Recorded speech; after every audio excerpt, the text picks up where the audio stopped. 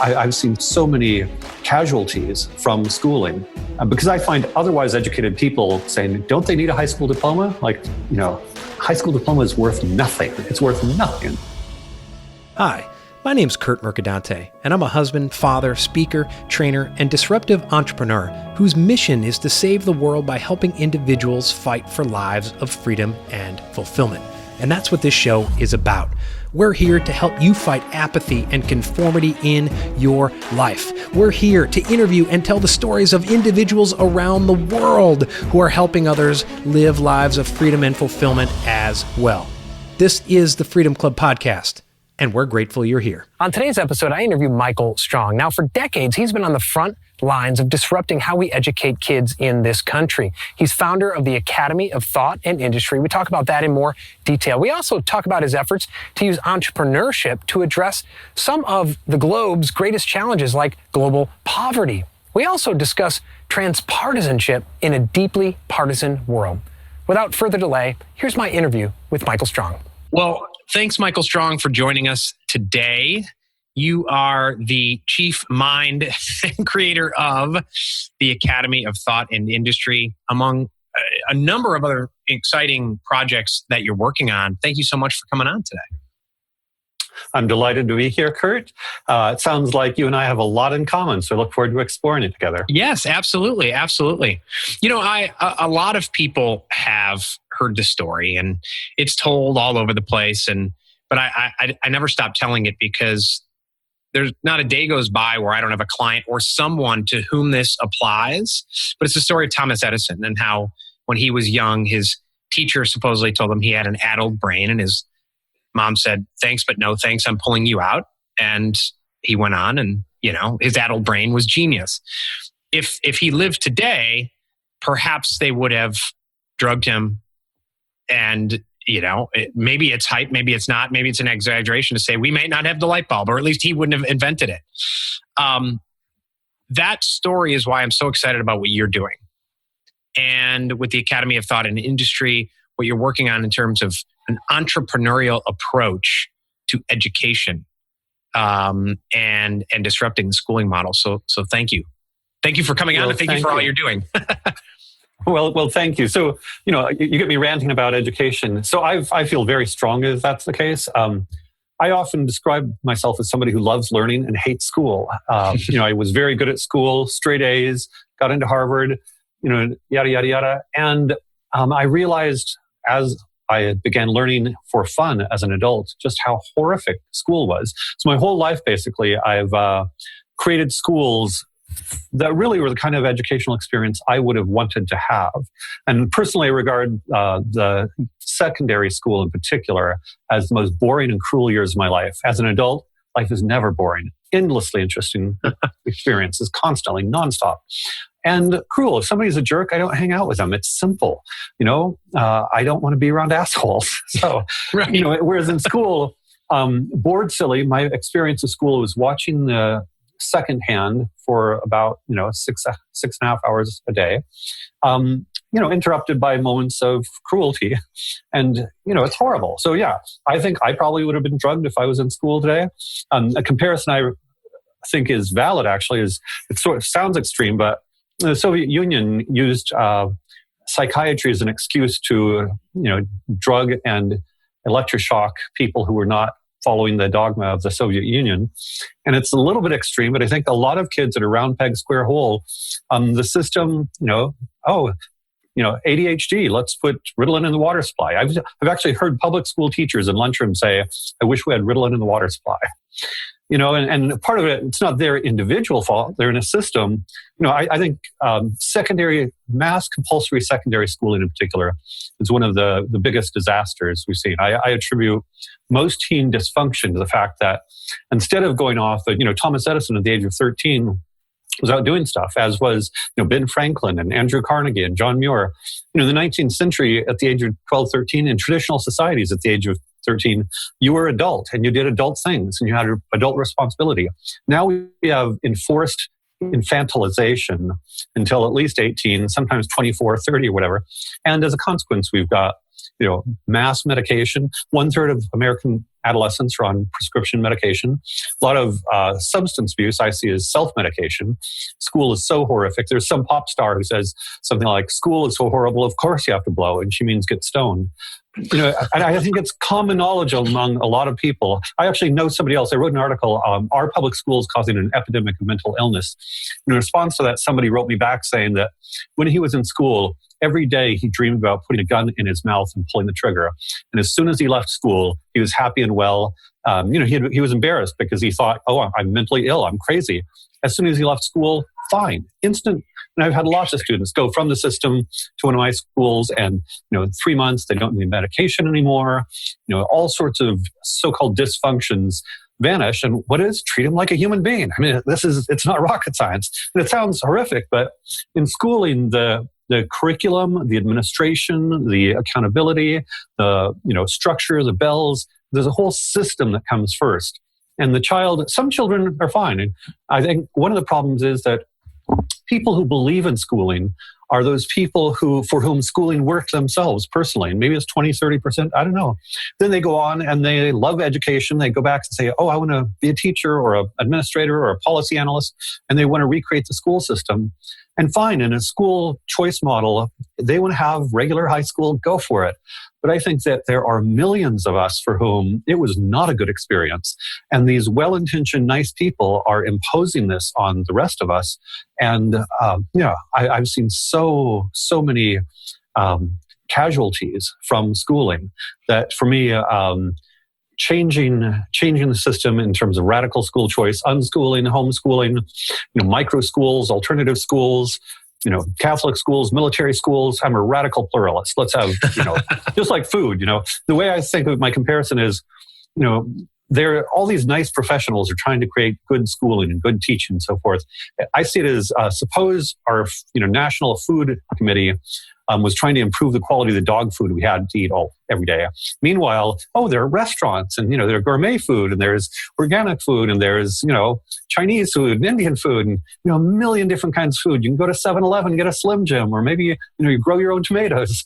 Compared to dog food, wow. And so for me, I see our existing educational system as nice people trying to make higher quality dog food when, hello, there's a world of food out there. It's interesting. You talked about 20 or 30% of people really liked high school. A lot of people didn't. It's so funny. My wife and I laugh about it a lot when we talk about our decision to homeschool, or when people question us about it. And it's always the same questions. What about socialization? What about prom? Oh, they're not going to be on the football team. Nothing to do with the actual quality of education. And the funny thing is, many of the people who are asking us about prom or those types of social things were not asked to prom and had miserable experiences. It's almost as if they are offended that you wouldn't want to make up for the life that they didn't have, if that makes sense. Yeah. Interesting. Stockholm syndrome. I had to suffer this. Why don't you? And part of it is I do think schooling is a ritual. And again, when I think of high school, especially the people who really liked it, a lot of it is the basketball games and the prom. And, there's this whole sort of ritualistic thing. And a lot of people like it. And that's fine. Again, let those 20 to 30% go do their thing. But, right. Going back to the socialization thing, I've had because a lot of homeschoolers, and most of my career has been focused on high schools, mm-hmm. I often get homeschoolers sending their kids to my schools as high schoolers. And I would say at least 9 times out of 10, the homeschooled kids are far more mature, far better socialized. Every once in a while I get a real oddball homeschooler, and that's okay. But, the healthy human societies are very big on the notion that adolescence today is an evolutionary mismatch. We evolved in tribes of 150 or so where it was multicultural, multi-age groups. So, you never segregated out the 13-year-olds from 17-year-olds and 20-year-olds and whatnot. And homeschooling, unschooling, you're family and you interact with people of all ages. Whereas when you put all the 7th graders together, Lord of the Flies. The author of Lord of the Flies was a middle school teacher, and he knew what he was talking about. You age segregate with this narrow band. One of the things, we do multi-age education. The older students, and it's important the older students be good models, but older students who are a good model are the most powerful way to have younger students grow up well. We we evolved so that peer relationships are essential. The peer relationships, Judith Rich Harris, I'm very big on her work. She points out that their age cohort, roughly is the mating opportunities, the status hierarchies, and so forth. So how they fare vis-a-vis their peers, broadly construed, is way more important than adults. One of the things she cites is that if you're an immigrant to another country, your kid's dominant language will be the language of their peers and not the parents. Things like smoking, whether or not peers smoke are much more likely to predict child smoking than parents smoking. All sorts of behaviors. Basically, Ralph Waldo Emerson said, I pay the schoolmaster, but it's the schoolboys that educate my son. So having this kind of healthy, multi-age peer environment with more mature ones being, role models, essentially, absolutely essential to adolescent well-being. And so every time we separate out, the seventh graders alone, the eighth graders alone, ninth graders alone, one of the stupidest moves in human history. Let's talk about the academy a bit in terms of, because it's an actual location, but you've already mentioned it. You do things differently there than at a traditional school. So kind of going backwards. So although I went to Harvard for a year, I ended up transferring to St. John's College, Santa Fe, New Mexico, 4 years, great books, classic texts, and all Socratic. So for 4 years, I had no lectures. At Harvard, I didn't like famous people talking at me. But when I can think and talk, you and I read Aristotle together, we read Euclid together, we read Shakespeare together. You have some crazy idea, I disagree, back and forth. People love to talk. So I really started my career in education simply training teachers in public schools to lead Socratic seminars. The whole goal is there is no specific objective. If you and I are at a party and I come up to you and I have an objective that I'm going to make sure you believe this stuff in 10 minutes, I'm an asshole. So that kind of conventional teaching I regard as essentially asshole behavior. And so that's the structure of schooling. So for me, Socratic is where we're having an authentic, real conversation, and that's how real people learn. Physicists stay up at night arguing about physics, and that's computer coders, this and that and so forth. So this kind of interactive, live, real conversational experience is how I got my start, and that led to basically a 35-year career. Mostly, we can go to the John Mackey's piece separately, but creating small schools, one point a charter school, but mostly private schools where Socratic dialogue was core. So Socratic dialogue is a core piece of the Academy of Thought and Industry. In the mid-90s, I began working with Montessori educators because a lot of Montessori emphasizes independence. If you go to a Montessori primary classroom, the children are moving around. Maria Montessori said her greatest success as a teacher is when the children are behaving as if I wasn't there. So she could move away and they're just doing it great. I'm a Montessori grad. I'm a product of Montessori, which probably explains a lot. There you go. But that sort of independence. Then in secondary, I see intellectual independence is really important. So I started working with Montessori educators on Montessori adolescence. And Marie Montessori herself didn't really define that. She, started with preschool up through elementary, down through infancy. She wrote an essay on middle school, but never really developed that. So I got into the Montessori adolescent movement, and my focus was the Socratic piece. And this is kind of a generating up to the Academy of Thought and Industry. Then I met John Mackey, founder and CEO of Whole Foods.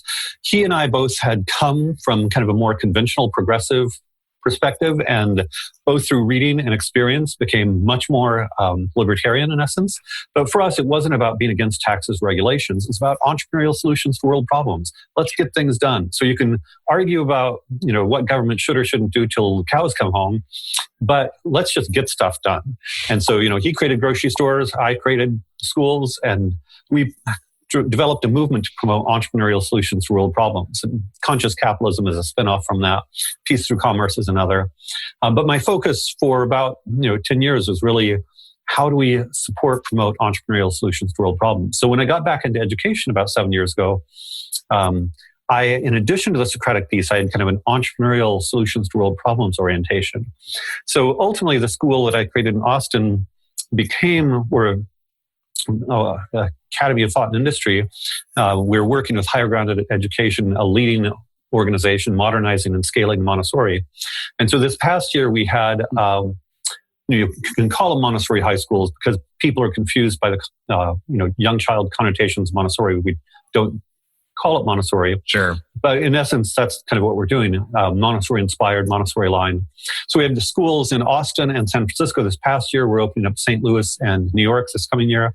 The parent organization has about 30 Montessori schools. So the idea is they have the capacity to open 10, 15 schools a year. So they're an organizational machine for opening schools. So the idea is to scale this. So going now into the nitty-gritty of Academy of Thought and Industry, 3 required courses. One is life design, loosely inspired by a Stanford course on designing your life. We want kids to think about who they are, who they want to become, what's important, what their purpose is. Sometimes it's very nuts and bolts, how to plan my week, how to, plan for college, what do I need to do in order to be the kind of person I want to be. Life design is one, then Socratic humanities, where we do read, think, and discuss, mostly classic texts, some contemporary texts, but I would say intellectual independence is a really important part of that. I describe the underlying curriculum as the conscious development of personal identity, which is a mouthful, but I think one of the challenges is in a traditional society, you and I would probably be hunters, and if we weren't good hunters, we'd be, helping out the hunters or whatever. In a more, medieval society, if our fathers are shoemakers, we'd be shoemakers. Now, infinite possibility and even belief systems. What do we believe religiously, politically, epistemologically? And so that's where I think it really is helpful to adolescent well-being to spend real time thinking about what are their convictions. Last year we discussed Plato's Gorgias, and in a lot of people think, Greek, Plato, boring philosophy. He talks about the conversation with the character Gorgias is it better to suffer injustice or do injustice? And I think that's a really important question. And, if your friend does injustice, should you bring your friend to justice for the sake of his or her well-being? And so the example I use, this is an example of how I connect the Socratic to practical things, is suppose your friend commits a hit and run. Do you bring your friend to justice because it's in your friend's best long-term interest to face justice for having committed a hit and run? No, really live, grave, real issues, but coming directly out of Plato's Gorgias. So all of our conversations are, in one sense, reading and learning how to understand difficult texts. They're also relating directly to our moral lives as being right now. Then finally, mathematical problem solving, where while we cover the traditional mathematics content, one of the inspirations here is Georg Polya, who was a great 20th century Hungarian mathematician, who understood problem solving to be kind of the real underlying skill to be developed in a mathematical mind. And one of his examples that I think is nice is that he would rather have somebody who could solve one problem 6 different ways than use the same method to solve 6 different problems. And so it's kind of developing a versatility with respect to how one thinks about mathematical problems. And then beyond that core of life design, Socratic, and math problem solving, then we offer either project-based courses, things like film, entrepreneurship, makerspace, nuts and bolts sort of skill development leading to bigger and bigger projects, or academic courses, AP, English, or chemistry, or, history, whatever. With respect to the projects, although the students learn the skills in the projects, we ultimately want them to aspire to do real-world performance as an adolescent. So a lot of schools use project-based learning. The teacher creates a little project, the students do it, and that's great. Sometimes it really is wonderful. I don't mean to slight it. But our goal is, okay, now you've done a project. Can you perform at an adult standard? And so a couple of examples. One is we had a student in Austin who was a concert promoter. In 10th grade, he was booking bands, booking venues, selling tickets. He made about $6,000. As a high school senior, he co-founded Austin Terra Fest, 3-day music festival, $80,000 budget. At that point, he'd booked 200 bands. So, a real concert promoter of substance.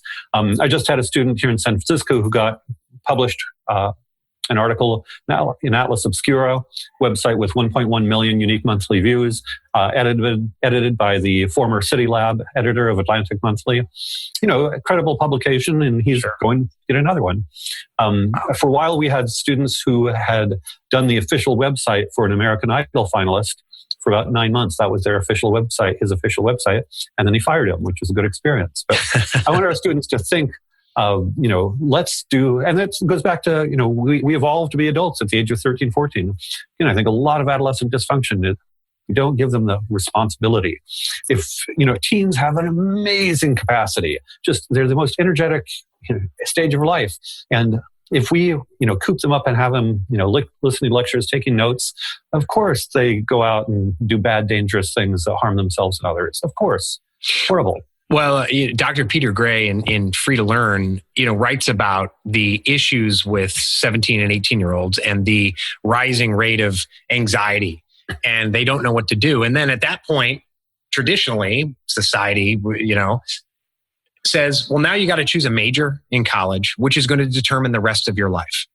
But since they were 5, they were driven to 4 sporting practices every night and do this and do that. And you got to do this and you interview to get into kindergarten. So you can get to the better junior high to get into this. And by the time they get to 17 or 18, it's understanding that they have a loss of sense of control over their life because they've never been asked to have any sense of control over their life. And quite honestly, I train and coach people in their 40s who are products of that inability to make a decision. And so they go into finance. Why? Well, Dad told me to go into finance. I never wanted to do finance, and I've been doing it for 25 years and I'm miserable. And now I'm in finance for the rest of my life. And, starting at 13, 14 of actually doing something, being able to make a choice. Because I assume you said there were 3 core required areas. The rest of the ones you mentioned they choose? It's a choose your own. Exactly. And that allows us to personalize a lot. So we have some, kid who wants to go to MIT is going to be taking a lot of math and science courses. A kid who wants to go to film school may be focused on making films and create the best film portfolio he or she can do. A kid who's an entrepreneur may be focused on doing their business. And so we provide a lot of flexibility and really support for students who want to do kind of alternative paths. And I would say I have a special passion for those kids who really want to do something differently because they're being served least well by our existing system. You mentioned the Socratic method and going deep into issues. I had Bob Berg. I'm not sure if you know Bob Berg. He wrote the Go Giver book, and we talked a little bit. I had him on my podcast, and we talked a little bit about. We got into a little bit about, we weren't talking politics, but just about the state of debate at a 30,000 foot level. He said it used to be, I'm right, you're wrong. And now it's turned into, I'm right, you're evil.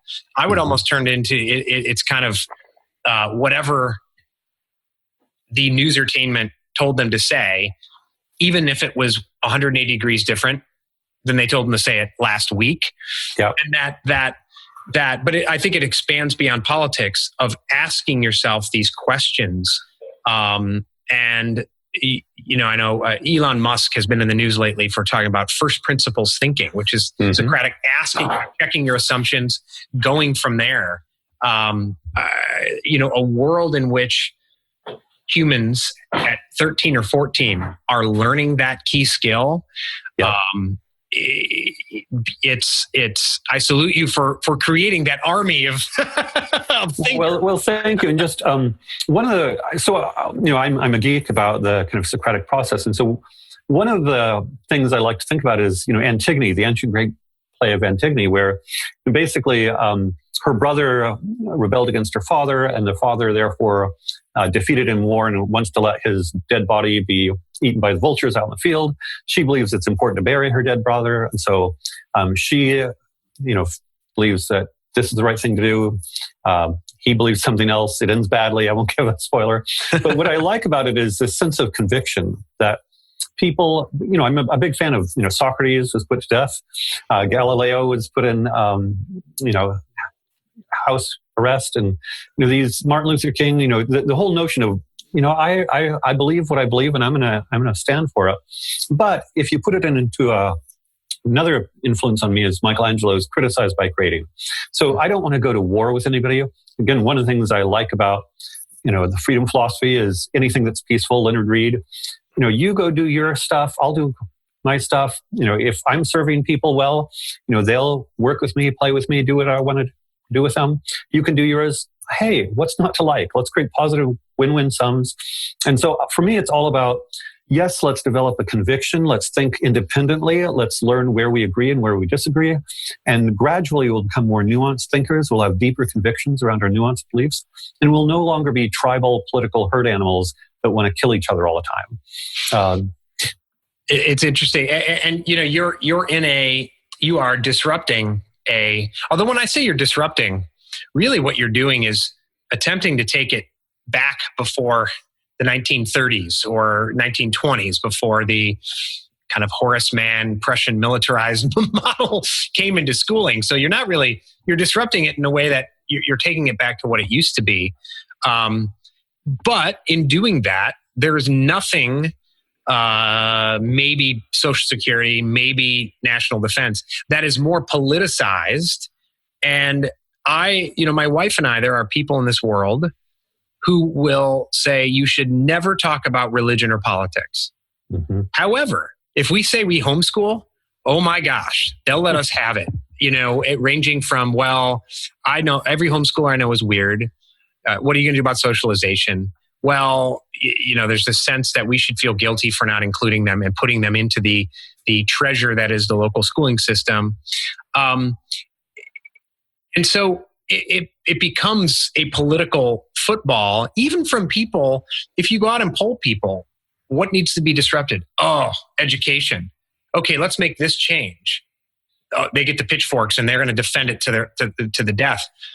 You're opening up in areas, New York, San Francisco. My wife and I, one of the reasons we moved from Illinois to South Carolina is they leave us alone more.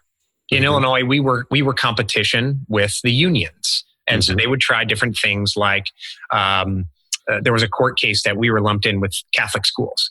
Mm-hmm. And so it was like, you mess with us, you mess with the Catholic schools. And in Chicago, you don't do that. Right. But then they would try different things like, well, you have to have a yearly fire marshal review for any school under 5 kids. Mm-hmm. It was things like that. You're opening up, Austin, okay, St. Louis, New York, San Francisco. Have you run into the pitchfork brigade railing against what you're doing? So, I'm going to back up and say, first of all, I'm very optimistic about school choice, broadly construed, even radical school choice. Right now, the school choice debate is pretty narrow, mostly charter schools, a few tiny things, but I want radical school choice to include unschooling, homeschooling, ultimately separation of school and state. And I live in such circles such that it's normal. So, I'm surrounded by people where the homeschooling is more the normal. And then, oh my gosh, you send your kid to regular school. I'm sorry about that. hope it doesn't go too poorly. But on the bright side, so first, it's not an accident. We started our first schools in Austin and San Francisco. The tech hubs, the startup world, they get it. They get the education system is totally obsolete. So, Elon Musk has started an alternative school for his son or his children. Not an accident at all. Yep. And it's pretty alternative. If kids don't want to learn something, they don't have to. So he's right out there. Steve Jobs was pretty blunt about how obsolete the education system is. And he blamed the teachers' unions explicitly.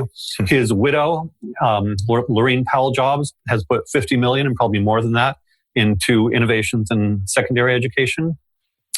Steve Wozniak said, the problem with school is because it's run by the government, it kills creativity. So I would say that the tech elite are pretty far into it's obsolete. And most of our parents, or many of our parents in Austin and San Francisco, are themselves either entrepreneurs, creative professionals. I have one woman who, she got involved in websites in the 1990s when they were mostly made by geeky men and they were incredibly ugly. And so she was kind of one of the pioneers, the whole field of UX design. Now she's a top level designer for Facebook, which has more money than God to throw at UX design. And she gets that top down rote thinking is not what children need. So before going into the pitchfork brigades, I want to point out that there are places where our reality is pretty established, and those are growing, and I tend to be based there. Yeah. The other thing we've got going for us in St. Louis, we're building on a Montessori, existing Montessori middle school program, and Montessori is becoming pretty mainstream and even regarded as sort of elite. And so the nice thing about building on the Montessori in that case is it gives us certain credibility. And that one will be an international baccalaureate program. So the other thing that I'm doing that's a bit different from alternative school, a lot of alternative school people, is in our schools, we want our students who are academically inclined to do well on the SAT and AP or International Baccalaureate. That is, I'm completely comfortable with high-level conventional benchmarks of academic excellence. I don't think you have to prepare students in the same way. So, for instance, in terms of SAT, we don't do explicit SAT prep, but if you read, think, and talk about, Plato and Confucius and so forth for years, you're going to have great SAT verbal scores, and then math problem solving similar. But as long as we have the conventional academic benchmarks, that preserves the sort of security that some parents need. And so in a way, I'm sort of a halfway house between you crazy unschoolers and a little bit more conventional model. And one of my goals actually is to validate a more alternative pathway. I have a lot of elite private school educators who are moving in our direction, but they're envious that we're a little bit farther out there because they want it to be really about focusing on what's best for the child and high pressure conventional sorts of metrics. And there's something called a mastery transcript that's led by some of the most elite private schools in the US. And that's moving more towards mastery of subjects rather than grades per se. It'll probably take them 5 to 10 years to really roll it out because they're established institutions. So there's movement in our direction all over the place. So the short version is, haven't had quite the pitchfork brigades. Although going back to the public schools, I'll give you a different pitchfork brigade. When I was training teachers in public schools to lead Socratic, at one point in Alaska, a mother came up to me and she said, "Your questions cause confusion. Confusion comes from Satan. Therefore, what you're doing is satanic, and I am going to get you out of the schools." And sure enough, she got 5 to 10 similarly motivated parents, and they kicked the Socratic program out of the public schools. So for me, that was sort of microcosm of, let's not fight. If they don't want any Socratic, whatever they want, let them go have it. I'm fully supportive. If a school wants to be totally creationist, I'm totally happy in letting the creationist schools flow. Sure. For me, that's way better than this one size fits all thing. Yeah. Interesting. So you are 100% private. Mm-hmm. Are you, you're opening up new locations. Mm-hmm. Do you have investors or are you self-funded? How does that work? So, it is our entity, Higher Ground Education, is a VC-funded entity, actually. So, and the kind of base model there is there are 5,000 Montessori schools across the U.S. A lot of them were founded by mom and dads who wanted an alternative ed for their child. And at some point, they get older and they don't want to keep running a school. And so very often we take over these schools and kind of upgrade them, professionalize them, and so forth. And that's the basic business model. And because there was no high school, it'll be more powerful. Right now, most Montessori schools have a pyramid enrollment, lots at the younger grades. And most people think, well, at some point I have to jump to the regular system. So should I do it at first grade or third grade or fifth grade or whatever? One of our real ambitions is once you can do it all the way K-12, that's the big win. And part of this is high school is the most conventional part of the system right now. There are more and more kind of alternative elementary and middle schools. In college, you have a lot of freedom in college. You get to pick your major. If you don't want a class before 11 o'clock, you don't take classes before 11 o'clock. You get to pick which college, and colleges are really much more diverse than high schools. So right now I see high school as this narrow bottleneck. And once we can eliminate that high school bottleneck, then I see the whole alt-ed movement really exploding because people realize it's a fear-based bottleneck. They're afraid I can't get into college unless I do a conventional high school. Of course, the homeschoolers have proven that absolutely false because homeschoolers have gotten into all of the best colleges in the US. Right. But most people just don't get that. One of the things I'd actually like to do is create a website that really documented all the alternative pathways, all the different ways of finding success. Because I find otherwise educated people saying, don't they need a high school diploma? High school diploma is worth nothing. It's worth nothing.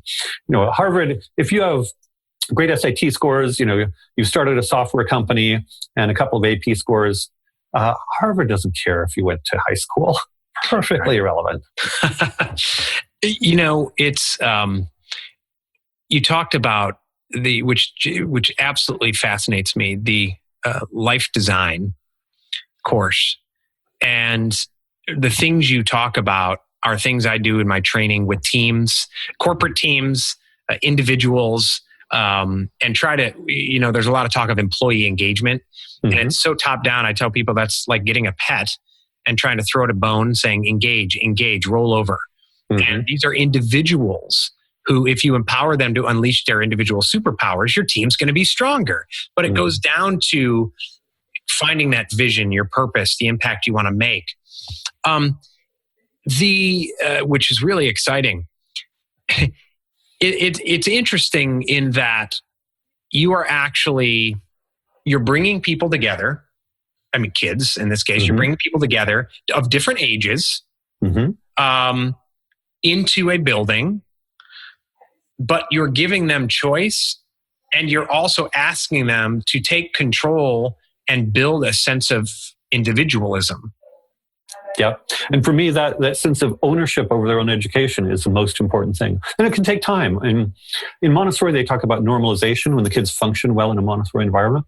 Very often, even kids who really want to pursue their own projects and own learning, if they've had, up to that point, 8 or 9 years in a system where they're told what to do all day, every day, they're not ready for full freedom. And so you kind of have to kind of scaffold and get them to the point where they're ready. And years ago, I did a Montessori middle school in Palo Alto where half the kids had come up through the Montessori system and half kids had come from the outside. And the kids who came up from the system instantly got busy on their own work, didn't need to be told what to do, totally independent. The ones from outside really needed a lot more structure. And, after a semester, a year, they get the system. But, I'm a big fan of John Taylor Gatto, New York State Teacher of the Year, who talks about conventional education as 13 years of training in how to be passive and how to be dependent. And, he says that basically the medium is the message, that basic, I do what you're told to do all day, every day, is the most powerful curriculum in all of schooling. Forget calculus or history, whatever. Do what you're told all the time. That's what they're learning. And from an adult perspective, oh my God. And I think that's a great segue. My next question is, I'm wearing a shirt that says "Fight Conformity," actually. And I think two of the greatest threats to human existence are apathy and conformity. And I think it's bred from what you're talking about, exactly what you're talking about, that John Taylor Gatto said, in terms of a permission culture and a permission society. And today it even extends into, what's your opinion on this? Well, first of all, you have to have an opinion on everything. Otherwise, you're evil. Secondly, I got to check with my Facebook friends. I can't like this person because of this. I can't like this person, a politician, whatever, or this issue. And I'd like to kind of segue a little bit into the work you're doing to, when you talk about the threats to human existence, global poverty, and that entrepreneurial approach to solve those problems. Can you talk a little bit about that? Sure. Or a lot about it. Yeah. No, so when I started, so it was, 15 years ago, I met Mackie, and he and I both agreed entrepreneurial solutions is the right approach. At the time, microfinance is getting a lot of attention. The tech entrepreneur and tech solutions are getting a lot of attention. Social entrepreneurship was pretty popular. But I did a deep dive into, okay, if we really want to make a difference with global poverty, what do we do? And part of it is, I have a pretty serious background in economics. I studied at dissertation level with Gary Becker, Nobel laureate. And when I got into it, institutions, weak law and governance, a lack of economic freedom are why poor countries are poor. Almost nobody realizes Africa is the most highly regulated region in the world, and that's why it's poor. My wife is from Senegal. She's a great spokesperson on this. She's a Senegalese entrepreneur. I met through these programs.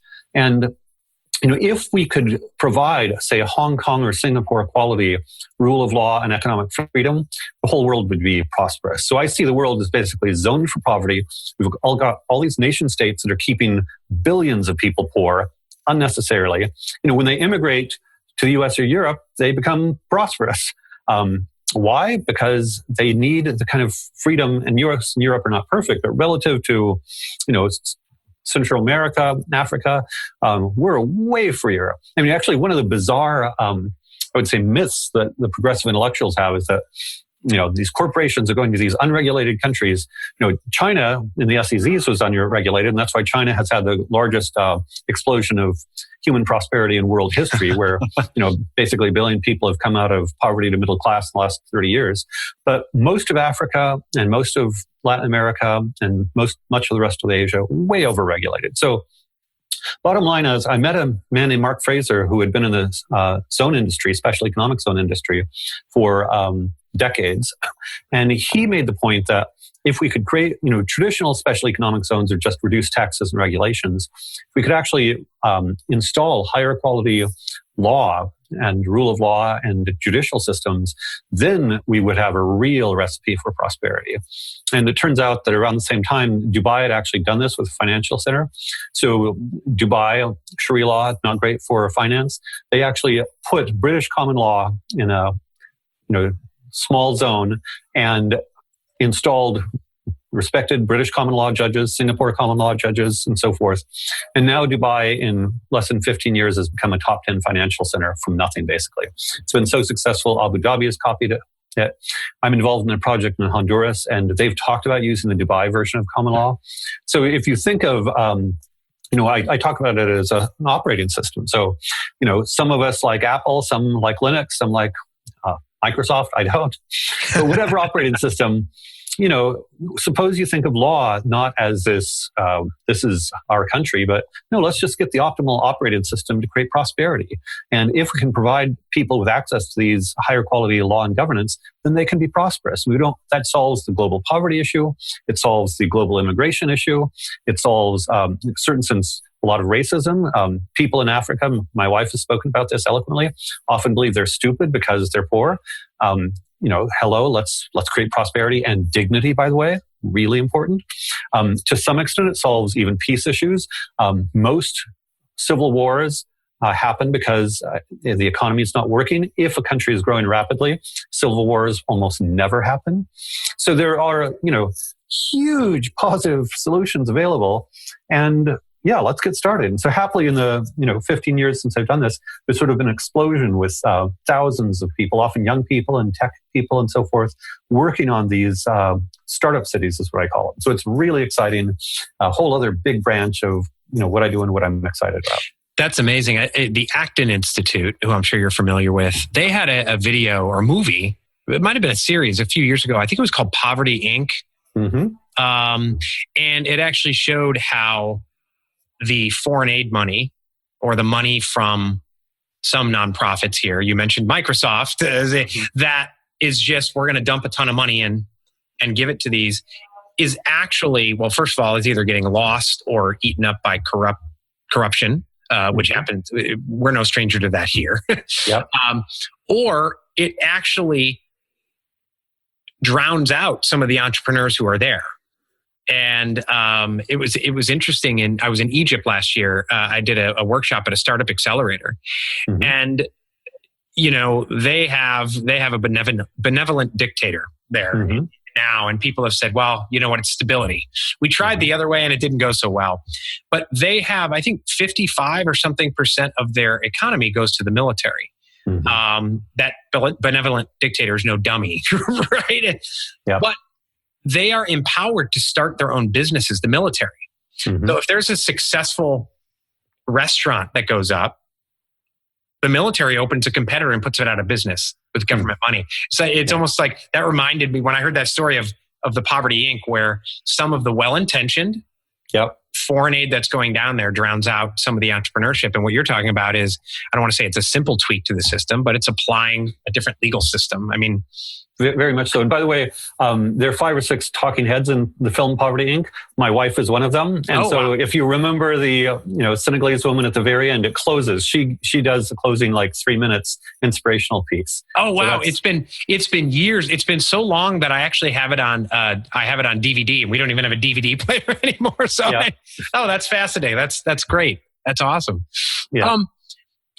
Going back to the beginning and freedom. Mm-hmm. The definition of freedom,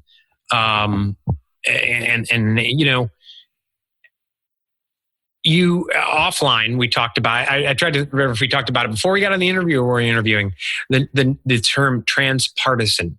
Mm-hmm. And I had to look it up because I had never heard of it. You know, you hear bipartisan, you hear partisan, and it's this notion of not being a member of the pitchfork brigade, right, and pulling truths wherever they are, regardless of partisanship. And you mentioned it was actually, as you talked about Galileo, and reminded me of Howard Rourke's courtroom speech at the end of the Fountainhead in terms of, listen, I create.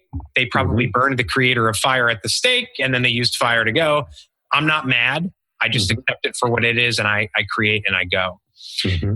Do you feel like there is I don't know how to word this, but people are becoming prisoners of their own anger, more so than I've ever seen it. And, you look back to the 1800s, you look back to the 1920s, people were getting beat on the floor of Congress with canes. Yep. But now it's extended beyond the halls of Congress, and it's infected to the point where people are disinviting people to Thanksgiving dinners. It's creating this kind of personal gridlock and anger, and I think anxiety. Mm-hmm. Do you find that the issue of education? If you go to a state like Illinois. Mm-hmm. There is no transpartisanship about the issue of education. First of all, they don't have real. I'll get in trouble for saying this. It's not an Austin or a San Francisco in terms of entrepreneur. There are entrepreneurs in every city, right? Yep. But it is a Rust Belt, not the factories. It is a Rust Belt system there, right? They're imploding on one another, and it's hard to. It's interesting, as you mentioned, some of these places, a New York and a San Francisco. Other than what you're talking about and the issue of education, it's pretty partisan one way or the other. On that note, what are you, I guess, tell me some good news about what you see from what you're working on in terms of that people being able to reach out. Because you remember of course you remember the Waiting for Superman, and the guy came out with the movie and it was great and he was lauded by Oprah, and some of these people lauded him, and then they decided to run for president, and then they decided to do anything, and then they distanced him, and then he kind of distanced himself from the movie. And to me, it was like another one bites the dust. What? Tell me some good news about what you're seeing out there. So, well, first I'll acknowledge there's plenty of bad news, but I'm an optimist by nature. So let me do the long case for good news. First, I've spoken around the world, and I have found that in every nation in the world, I would say the entrepreneurial subculture tends to be much more optimistic, get things done, startup culture. So, Moscow, I would say Russia is one of the most depressing places I've ever been. Really oppressed and gray and fearful and so forth. But even there, I found these little, startup culture hubs where, the people, and they're typically young people, 20s, 30s, they're making stuff happen. They're excited. They're creating things. Getting criticized by creating gives us all vibrancy. And, whatever we've got in the U.S., I think it's really, really free and comfortable compared to Russia. Sure. Yeah. So there are little spots of light around the world. Going more down into the U.S. situation. So Jonathan Haidt, for whom I have a lot of respect, and he does Heterodox Academy, trying to mix academy, said something to the effect of the two biggest problems in the U.S. are the Republican Party and the academic left. And, I certainly have a lot of respect for some of the more libertarian-leaning Republicans, and in particular those who have stood up to Trump, because I'm very concerned with Trump eroding the rule of law. But I want to talk about the academic left, because I feel as if a lot of the bitterness and nastiness ultimately, I think, is rooted in the academic left. I mean, going way back, in the 1980s was when after going to St. John's, I went to graduate school at the University of Chicago to study economics, because with all the, youthful arrogance, I thought that I could go to Chicago and figure out why the Chicago economists were wrongly in favor of free markets when I knew socialism was the best thing. When I got there, I realized I did not understand economics. And as I understood economics much more deeply, I realized, wow, this is a sophisticated system. And in particular, I learned not to trust a lot of the previous intellectuals I'd respected. One very concrete issue Nobel laureate George Stigler. I was in one of his classes, and he said that, during the Industrial Revolution, the working class standard of living had increased. And of course, everywhere I'd heard that the Industrial Revolution made the rich richer and the poor poorer. I thought, I gotcha. And so I went and researched the issue in the Regenstein Library, discovered, no, in fact, during the Industrial Revolution, the working class standard of living increased dramatically. Like, how had nobody ever told me this? So this is, 1980s, and finally, fall of communism, and we really realized how horrible communism had been. And by the way, 100 million people and Cultural Revolution in China. And I thought, okay, now the leftist academics would, buy a full-page ad in the New York Times saying, we're sorry for 100 million unnecessary deaths, and we're sorry for, and no, crickets. And beyond that, by the late 1990s, we're still seeing nostalgic things about, oh, there's no hope without communism. We're like, you guys crazy? Like, batshit crazy. And, my sense is that the academic left has just got more and more removed from reality. And so whether it's the, social justice warrior thing or, global poverty, my sense is that the academic left, once it turns out that free markets create prosperity, the academic left doesn't care about the global poor anymore. And how often do you see them talking about global poverty? Especially, oh no, it's free markets or education. If it turns out school choice is the way, they don't, they still want to be loyal to the public schools, but there's not a lot of passion for the public schools. Like, got to do it, And so I believe that it's turned out that, without being full on ANCAP, that relative to the perspective of, say, the 1970s, markets, I would say bright people with intellectual integrity admit that markets are far more useful for making the world a better place than anybody acknowledged, say, as of 1970. And my sense is that much of the academic left, instead of honestly saying, whoops, we're wrong, let's figure out how to improve capitalism so it helps everybody, a lot of them are still bitter and angry and whining about neoliberalism, and you guys, get over it. And so in some ways, it's said about academic politics, it's so bitter because the stakes are so small. It's a different sort of thing. But I find optimistic kids often go to university and become, depressed and pessimistic and bitter and nasty in their dialogue. And so, I certainly blame the bitterness. But I think then they get back into the world and the entrepreneurial thing and they're happy and fine again. So for me, if we can kind of, diffuse the poison of academia. And I actually think a lot of the reason Trump won is people are, and there's actually empirical evidence, people are sick and tired of being told what they can and cannot say. Yeah. And so I think my optimistic thing is this is a really painful, nasty fight basically between the Trump right and the politically correct, left. And it's unbelievably nasty. But below that, I think there are millions of people that just want to get stuff done and make things better. And I find both Republicans and Democrats that I can work with. When you talk entrepreneurial solutions, politics is no longer relevant. Do we want to help poor kids? Yeah. Do we want to help kids who are, suicidal in high school? Yeah. So there's so many wins once you kind of get, below the virtue signaling and identity politics and tribalism on both sides. So I would say, let those people hate each other. Let's get stuff done. Get stuff done. Yeah. I worked in politics for 20 something years, and now I don't. I go on a low information diet, and I don't read the news. I don't watch the news. We're not allowed to have it on in the house. That's just a group decision. I still know what's going on. Mm-hmm. Because I hear people yelling around me, and it's funny now that I tune it out, mm-hmm. Because like you said, I just want to get stuff done. I feel more free, and I want to help create some freedom out there without whatever happens in DC or state capitals. People are angry mm-hmm. that I'm not involved. It's your civic duty to get involved. And so I, on that note, I'd love to ask you, final question, mm-hmm. the word freedom. Mm-hmm. We've talked about it in a number of different contexts here in this interview. What does it mean to you? So I would say the most important part of freedom for me is intellectual freedom. And so actually this issue of not being able to say what we want is a really big one. Of course, I live in the United States where we actually do have pretty substantial personal freedom.